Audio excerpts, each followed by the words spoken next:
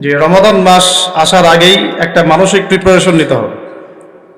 রমাদান মাস আসছে, এই মাসটা আমার গুনাহ মাফের একটা সুযোগ, আল্লাহর নৈকট্য পাওয়ার একটা মাধ্যম। এর চেয়ে শ্রেষ্ঠ কোনো মাস নাই। তাই বছরে যা করেছি এখন থেকে খাস তওবা করে আল্লাহর দিকে ফিরে আসা। আল্লাহ পাক তৌফিক দান করেন। আমরা দোয়া করি আল্লাহ পাক আমাদের সবাইকে সুস্থতার সাথে রমাদান মাসের রোজাগুলো রাখার তৌফিক দান করেন। প্রথম একটা প্রিপারেশন যে আমি এই একটা মাস কিভাবে কাটাবো। আমার ঘুম, খাওয়া দাওয়া, পড়াশোনা, ইবাদত, জিকির আজগার, ব্যবসা, এগুলোর মধ্যে একটা সময়ের ব্যালেন্স করতে হবে। রমাদান মাস আসার আগেই সলফে সালেহিন তারা কি করতেন? তারা দুনিয়ার কাজগুলোকে কমিয়ে ফেলতেন। রমাদান মাস আসার আগেই চেষ্টা করা উচিত এক মাসের দুনিয়াবি যে ব্যস্ততা, এটাকে কমায় ফেলা। এর জন্যে যদি সম্ভব হয় বড় বড় বাজারগুলো আগে করে ফেলা উচিত, যাতে এক মাস আপনাকে দুনিয়াবি কাজের জন্য খুব বেশি ব্যস্ত হতে না হয়। রমাদান নষ্ট করে দেয় আমাদের দুনিয়াবি ব্যস্ততা, আর লাইলাতুল কদর নষ্ট করে দেয় মহিলারা। কিভাবে? শেষ দশকে বেশি বেশি ইবাদত করার কথা, শেষ দশকে আপনি দেখবেন মার্কেট ভর্তি মহিলা দিয়ে। তো এর জন্য আমরাও দায়ী, কারণ আমরা তাদের হাতে আমাদের উপার্জনগুলো তুলে দেই এবং শেষ দশকে তারা যা ইচ্ছা তাই করে মার্কেটে গিয়ে। তো এই জন্য রমাদান নিয়ে আমার যতগুলো চিন্তা বা লেকচার আছে, এর মধ্যে এটা একটা নতুন একটা বিষয় আমার মাথায় আসছে আলহামদুলিল্লাহ, যে রমাদান আসার আগেই দুনিয়াবি যত ব্যস্ততা এগুলো কমায় ফেলা উচিত। এমনকি ঈদের যে বাজারঘাট, আমরা যে সদাই পাতি বাজারঘাট করি ঈদের, এইটাও যদি সামর্থ্য থাকে তাহলে এখনই করে ফেলা উচিত, যাতে আমি রমজান মাসে ফারেক থাকি শুধু আল্লাহর ইবাদতের জন্য। আর রমাদান মাস যে ব্যক্তি পেয়েছে কিন্তু গুনাহ মাফ করাতে পারতেছে না, তার চেয়ে হতভাগা আর কেউ নাই। তো প্রথমে একটা প্রিপারেশন, মানসিক প্রিপারেশন, যে এই রমাদানে আমি সর্বোচ্চ সময়টা আল্লাহকে দিব। এই রমাদানে যেন আমার এক ওয়াক্ত নামাজও না ছুটে যায়। এরপরে আমি চেষ্টা করব রমাদান মাসে জামাতে নামাজ পড়ার জন্য, যেটা আমরা অনেকে অনেক সময় করি না বা করতে পারি না। আল্লাহ পাক আমাদেরকে করার তৌফিক দান করেন।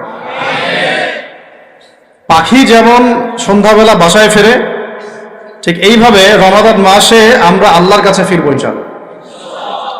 মানে সকালবেলা পাখি বের হয়, সারাদিন কাজকর্ম করে, সন্ধ্যাবেলায় কোথায় ফেরে, এই দৃশ্য আমরা সবাই দেখি। তো রমাদান মাস আসে, বছরে আমরা বিভিন্ন দিকে চলে গেছি।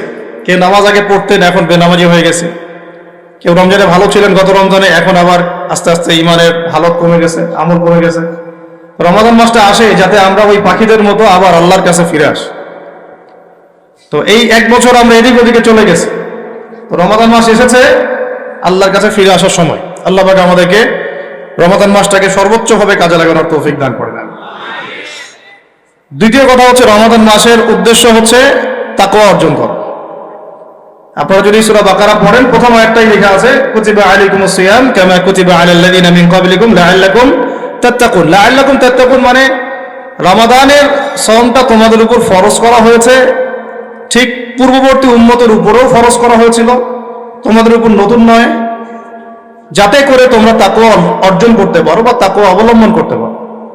তো এটার ব্যাখ্যা এর আগের লেকচারগুলোতে আমি বলেছি। এমনিতে রোজা রেখে আমরা কিন্তু কিছু খাই না, পান করি না। চুপ করে খেতে পারি, খাই না। চুপ করে পানি পান করতে পারি, করি না।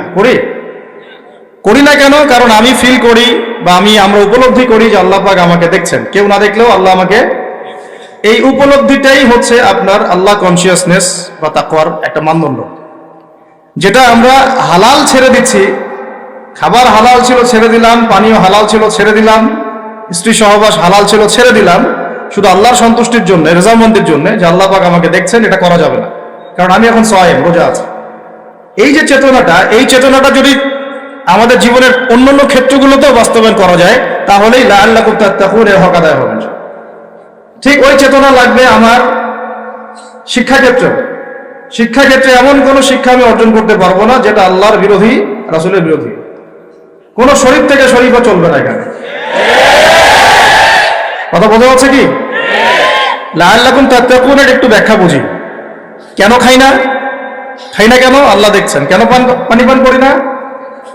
এটা ফিল করি তো। কেন স্ত্রী সহবাস করলাম না?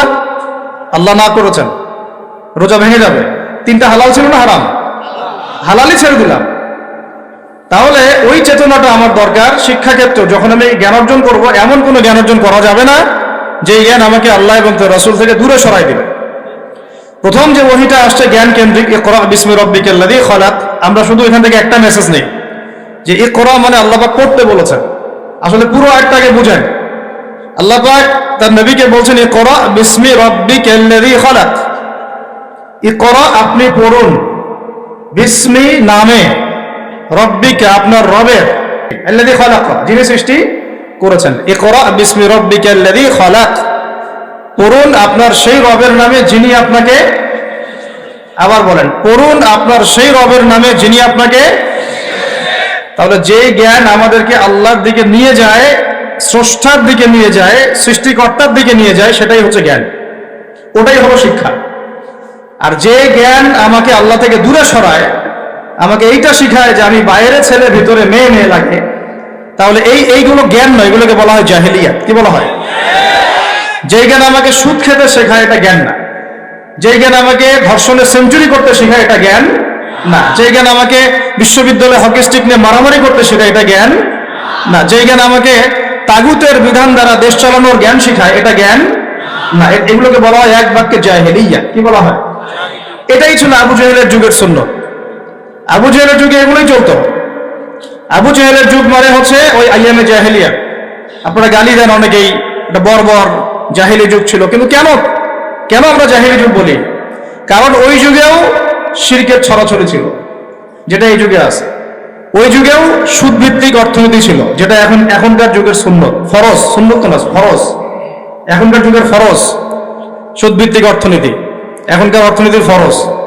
যে কোনো অর্থনীতির দিকে যাবেন, দেখবেন সুদ ছাড়া এখানে গতি নাই, সুদ ছাড়া মরার জায়গা নাই। আপনি নড়তে চাইলে ওটা ধরে ফেলবে আপনাকে।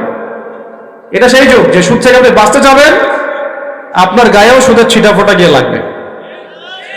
আপনি যদি বাঁচতেও চান, আপনার গায়ে গিয়ে লাগবে এগুলো। ওই আইয়ামে জাহিলিয়াত মানে মাদক আর মাদক, ঠিক এই যুগের মতোই।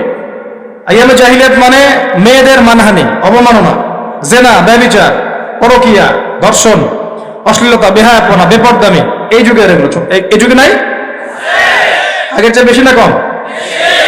আইয়ামে জাহিলিয়াত মানে গোত্রীয় হানাহানি, দ্বন্দ্ব, মারামারি, কাটাকাটি। এখনকার নাই যুগে? তো মূল কথা হচ্ছে এই জাহেলিয়াত, যেগুলো যারা আমাদেরকে জাহেলিয়াত শিক্ষা দেয়, এটাকে আমরা জ্ঞানের সংজ্ঞায় সংজ্ঞায়িত করতে পারি না। তো ইকরা বিসমি রাব্বিকাল্লাযী খালাক এর অন্যতম একটা অর্থ এটাও যে জ্ঞান সেটাই যা আমাকে আমার রবের দিকে নিয়ে যাবে। সেটা জ্ঞান নয় যেটা আমাকে রব থেকে দূরে সরায় দেয়। তাহলে আমরা শিক্ষাক্ষেত্রে যখন থাকবো, সেই জ্ঞান অর্জন করব যেই জ্ঞান আমাকে আল্লাহ এবং তার রাসূলের দিকে নিয়ে যাবে। যেই জ্ঞানটাই আমাকে আল্লাহ এবং তার রাসূল থেকে দূরে সরাবে, এটার নাম জ্ঞান না, এটার নাম কি? জাহেলিয়াত, মূর্খতা। এখন এখানে অনেক কথা, সব কথা মাহফিলে বলা যায় না, লম্বা করা যায় না। মূল কথাটা কি দেখেন, আমরা স্কুল পড়েছি, কলেজ পড়েছি, বিশ্ববিদ্যালয় পড়েছি, মাদ্রাসা পড়ছি, এখন আমরা তালেব ইলম। এখন কথা হচ্ছে আমরা শরৎচন্দ্র, বঙ্কিমচন্দ্র সব পড়ে ফেলছি, ইংরেজি পড়ে শেষ করে ফেলছি, ফিজিক্স, কেমিস্ট্রি, বায়োলজি পড়ে শেষ করছি, ঠিক আছে? আমরা জিওপলিটিক্স, অর্থনীতি সব পড়ে শেষ করছি। এগুলো আমাদের সিলেবাসে ছিল তাই পড়েছি। কেন পড়েছি? কারণ সিলেবাসে ছিল। না পড়লে কি হবে? পরীক্ষা দিতে পারবো না। পরীক্ষা দিতে না পারলে কি হবে? সার্টিফিকেট আসবে না। সার্টিফিকেট না আসলে চাকরি হবে না। চাকরি না হলে বিয়ে শাদী হবে না। বিয়ে শাদী না হলে জীবনটা বরবাদ। এই তো আমাদের ফিলোসফি তো এরকম, তাই না? নিজের পায়ে দাঁড়াইতে পারলি না তুই, নিজের পায়ে। এখন এই দুনিয়ার একটা ফিকির দিয়ে, চেতনাটা দিয়ে আমাদেরকে এই 10 থেকে 20 বছর এগুলো পড়তে হলো। আমরা পড়লাম। এখন যদি সিলেবাসের মধ্যে থাকতো নবীর জীবনী সাল্লাল্লাহু আলাইহি ওয়াসাল্লাম, যদি থাকতো কোরআনের তেলাওয়াত, থাকতো আরবি ভাষা, থাকতো কোরআনের তর্জমা, থাকতো নবী সাল্লাল্লাহু আলাইহি ওয়াসাল্লামের অন্তত 1000 হাদিস, অন্তত 1000 হাদিস, থাকতো ইসলামের কিছু ইতিহাস, থাকতো ইসলামী অর্থনীতির কিছু ভিত্তি, থাকতো আকীদা, উসুল এবং ফিকহ। এবং এগুলো না পড়লে আমি পাস করতে পারতাম না, পাস না করলে আমার চাকরি হতো না, চাকরি না হলে আমার নিজের পায়ে আমি দাঁড়াতে পারতাম না। তাহলে 16 কোটি মানুষ এগুলো শিখতো না? বুঝতে পারতেছি? শিক্ষানীতির মূল সমস্যা এখানে। এখানে ইসলাম বিবর্জিত একটা শিক্ষা ব্যবস্থা চালু করা হয়েছে, আর কিছু আইওয়াস শোডাউন দেখিয়ে দেওয়া হয়েছে, কিছু কিছু টুকরা টুকরা ইসলাম দিয়ে দেওয়া হয়েছে। এগুলো তো থাকলোই। টুকরা টুকরা ইসলাম তো অনেক দূরের কথা। এই কোরআন রমাদান মাসে নিয়ে যদি আমরা সবাই মসজিদে কোনায় বসে বসে এই কোরআন 30 দিনে 30 খতম দেই, তো কিছুই যায় আসে না। বুঝতে পারি না কথা। এই কোরআন নিয়ে যদি সবাই আমরা মসজিদের ভিতরে বসে থাকি, নামাজ পড়ি, তেলাওয়াত করি, তারাবি পড়ি, 30 দিনে 30 খতম দেই, ওই জালেমদের ওই কিচ্ছু যায় আসে না। এমনকি আমাদের সমাজের অভ্যন্তরে যে কাফের, ফাসেক, মুশরিক, মুনাফিক আর মুরতাদরা আছে, ওদেরও কিছু যায় আসে না। কিন্তু কখন যায় আসবে? যদি এই কোরআনের একটা বিধান খালি বাস্তবায়ন করা যাইতো, তাহলে যায় আসতো। রমজানে একটা আওয়াজ যদি কেউ তোলে, রমজানে আমরা চাই, এই রমজানে আমরা চাই অন্তত আল্লাহর কিতাবের অন্তত একটা বিধান সমাজে বাস্তবায়ন হোক। অন্তত একটা বিধান তো আছে এখানে শত শত। কত আছে? শত শত, হাজার হাজার হাজার হাজার। তো পারেন নাই, পারা যায় নাই, পারবেনও না, এটাও জানি। অন্তত একটা করে আপনারাই বাছাই করেন কোনটা। না, আমি একটা অপশন দিলাম যে ইসলামী শিক্ষা ব্যবস্থা চালু করা হোক, ইসলামী শিক্ষা ব্যবস্থা চালু করা হোক, ইকরা বিসমি রাব্বিকাল্লাযী খালাক এর বাস্তবায়ন করা হোক। করা যায় না এটা? এই দাবি কেউ উঠাবে না। আমরা সেই স্তরের মুমিন নাই এখন আর। আমরা তিলাওয়াত করতে যাব, তরজমা করতে যাব, কিন্তু এগুলো বলতে যাব না। বলে নিজের কাঁধে বিপদ ডাকার কি দরকার? চেতনা এরকম আমাদের। কিন্তু আপনি সারা জীবন তেলাওয়াত করলেন, কিছুই যায় আসে না। ফাসিক, জালেম, মুশরিকদের কিচ্ছু যায় আসে না। যায় আসবে কখন? যখন চুরি করলে চোরের হাত কাটা হবে তখন। যায় আসবে কখন? যখন কেউ মোরতাদ হয়ে গেলে ইসলামী সরকার তাকে মৃত্যুদণ্ড দিবে, তখন যায় আসবে। জেনা করলে যখন 100 বেত্রাঘাত করা হবে, তখন যায় আসবে।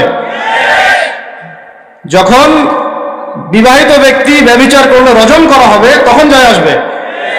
যখন পাথর নিক্ষেপ করে থেতলা করে হত্যা করা হবে, তখন যায় আসবে। আর বাদ যখন তুমি এদেরকে পাবা, এদেরকে বলতে জেনা কেন, মানে যারা, এটা তো বোঝে না পড়া, যারা হোমোসেক্সুয়াল, যারা ছেলে ছেলে জেনা করে, মেয়ে মেয়ে জেনা করে, ইযা ওয়াজাদতুমুহুম ফাকতুলুল ফাইলা ওয়াল মাফউলা বিহি।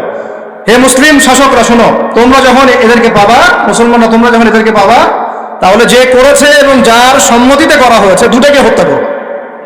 কে বলেছেন? এটা রাসূল সাল্লাল্লাহু আলাইহি ওয়াসাল্লামের কথা, আমাদের কথা না। তিনি অন্য একটা হাদিসে বলছেন উরজুমুল আ'লা ওয়াল আসফালা মিনহুমা, দুইটার উপরে যে ছিল, নিচে যে ছিল, দুইটাকেই তোমরা রজম করে দিও। তো এগুলো বাস্তবায়ন করলে তখন যায় আসবে। আপনি রমাদানে কোরআন পড়লেও আসলে আদতে গ্লোবাল প্রেক্ষাপটে, বৈশ্বিক প্রেক্ষাপটে জালেমদের, মুশরিকদের, মুনাফিকদের, কুফফারদের কিছু যায় আসে না। কিন্তু অ্যাটলিস্ট শুরুটা হোক কোরআন থেকে। এই বলে আমার পড়াও ছেড়ে দিব এমন তো না। শুরুটা হোক অন্তত কি থেকে? কোরআন থেকে। তাকওয়ার কথা বলতে গিয়ে অনেক ঢুকে যাচ্ছে ভিতরে, আমাকে একটা কনক্লুশনে আসতে হবে। রমাদান যে তাকওয়ার শিক্ষা আমাকে দিচ্ছে রোজা রাখা অবস্থায়, ওই তাকওয়ার শিক্ষাটা আমাকে শিক্ষা ক্ষেত্রেও রাখতে হবে।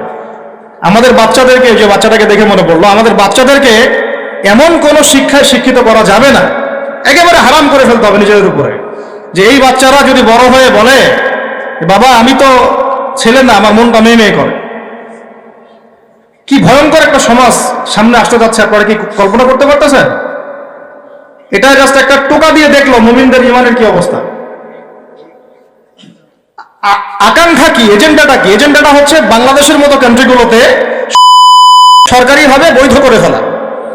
এটা হচ্ছে একটা এজেন্ডা। আর এই এজেন্ডা সরকারের না, এই এজেন্ডা হচ্ছে কিছু সুদ ভিত্তিক এনজিও। একদম খোলামেলা বললাম আমি। এজেন্ডা হচ্ছে কিছু কিসের? সুদের মহাজনদের।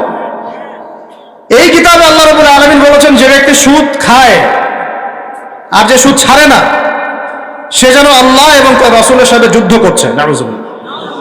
হাদিসের মধ্যে নবীজি বলছেন, যে ব্যক্তি 1 দিরহাম সুদ খাবে, সে যেন 36 বার জিনা করলো। আর একবার জিনা করলে, এই কিতাবের মধ্যে আছে সূরা নূরের 2-3 নম্বর আয়াতে, 100টা লাঠি, 100 লাখ বেত্রাঘাত। 1 বছরের নির্বাসন একবার করলে কি? যুবক যুবতীরা ভালো করে শোনেন, কারণ আপনাদের তো মানে উঠতি বয়স, পা পিছলা এখন বেশি। আল্লাহ রাব্বুল আলামিন এই কিতাবে বলেছেন সূরা নূরের মধ্যে, চোখ তো এমনি নিচু করো, তারপরেও যদি কেউ করে ফেলে নাউযুবিল্লাহ, 100 বেত্রাঘাত জনসমক্ষে এবং 1 বছরের জন্য এই এলাকা থেকে বের করে দেওয়া। একবার করলে, কয়বার ভাই? আর নবীজি বলছেন যে 1 দিরহাম সুদ যে খায় সে 36 বার জিনা করলো। কোরআন এক জায়গায়, হাদিস এক জায়গায়, সমাজ এক জায়গায়, বিশ্ব রাষ্ট্র এক জায়গায়। এগুলো লা ইয়াস্তামিআন, এগুলো কখনো ম্যাচ করে না। এখন কথা জাস্ট বলে দেই, কারণ আল্লাহর কাছে আমাদেরকে দায়মুক্ত হতে হবে, বা অ্যাটলিস্ট ওজোর পেশ করতে হবে যে আল্লাহ পাক আমরা বলেছি, শুনে নাই, মানুষ শুনে নাই, আমরা বলেছি। ওই হাদিসের কিতাবেই আছে, নবী সাল্লাল্লাহু আলাইহি ওয়াসাল্লাম বলেছেন, আপনারা সবাই হাদিসটা জানেন, আমি শুধু মনে করাই দিচ্ছি। আপনার নবী বলেছেন, মুহাম্মদ সাল্লাল্লাহু আলাইহি ওয়াসাল্লাম বলেন, সাল্লাল্লাহু আলাইহি ওয়াসাল্লাম, যে ব্যক্তি সুদ খায়, সুদের এই 70টা পাপের সবচেয়ে নিচের পাপ, সে যেন তার মাকে বিয়ে করলো। একটু কল্পনার জগতেও কি আপনি যাইতে পারবেন যে আপনি আপনার মায়ের সাথে বিছানায় শুয়ে আছেন? নাউযুবিল্লাহ, আস্তাগফিরুল্লাহ। হ্যাঁ, কখনো কি কল্পনা আসতে পারবে এটা আপনার? বলেন, আমার কথায় মাইন্ড করতেছেন? মানুষকে বুঝাইতে পারি না আমি, এটা আমাদের ব্যর্থতা, আমরা বুঝাইতে পারি না। কিভাবে বললে মানুষ বুঝবে, এটা আমাদেরও বুঝে আসতেছে না। চিন্তার জগতে চোখ বন্ধ করে কি কল্পনা করতে পারবেন যে আপনি আপনার মায়ের সাথে নাউযুবিল্লাহ সেই কাজ করতেছেন যা আপনি আপনার স্ত্রীর সাথে করেন? পারবেন? আর নবীজি বলছেন, আপনার নবী, যে ব্যক্তি সুদ খায়, সুদের পাপের 70টা শাখা আছে, তার সবচেয়ে নিচের শাখাটাই হচ্ছে এইটা। নাউযুবিল্লাহ। আমরা এই 90% মুসলমানের দেশ না এটা, এখন এটা বরং এখন 50% মুনাফিকের দেশ।